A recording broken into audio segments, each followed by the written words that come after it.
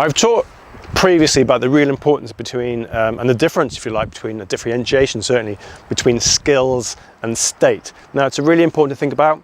I sometimes think, well, I very often think that actually state supersedes skill. It's all very well having those skills in your pocket, but actually if you're in the right state, you can't access those, they're redundant. Of course, the rest I'll put in there is simultaneous. If you've got the skills and the state at the same time, then you're going to be in good shape. Wow, a lot of alliteration here coming from Stuart. There you go, even more. Now, there's a bit of a cycle here, and this is something that Tony Robbins talks about. He's just released, released a new program or documentary, or factual account really. It's called "I Am Not Your Guru," and it's mostly shot about him and one of his productions. So it's quite a good thing to look at. And actually, it was something that podcast related to that. And I'm not a huge Tony Robbins fan. I've looked at his work in depth, and I think it's something you might love or not so much love. But he talks about skills and state, which is great. Well, I've got that. I've got this power in my hand. I've always talked about that.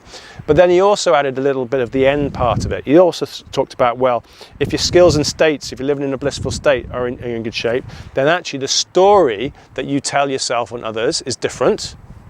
And the strategy, the plans that you make are different. I just like that. I think a lot of work here really is the sandwich part to it is the state. This is where the work's done. Acquiring skill, yes. Getting ourselves in the right frame of mind, state of being, whatever it might be. And then this is kind of at the end of the cycle really. It doesn't need too much attention. I've done a lot of work over the years actually around narrative, taken from narrative therapy and narrative coaching. So I love the idea of the story. So yeah, there is work there. And a good coach, for example, a good workshop, a good learning environment would unpack someone's story and help them to make sense making of that story.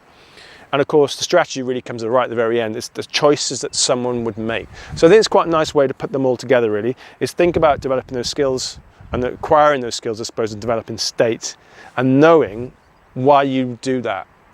You would do that because then it's like, oh yeah, I can do that. I'm more confident than I was 2 weeks ago. Now that I've had a look at these skills, now I've tried it out and felt good, more of a state thing, the story changes. Yeah, and I could see myself doing that in 3 weeks' time. Yeah, that's a good idea. I'll tell you what I'll do. So it's a really nice way. I mean, there's so many different ways of looking at it, but I think that's a nice way to look at it. You've got your skills. Yeah, so many people think about that. It's not even, some of it's mandatory in life and work to acquire those skills.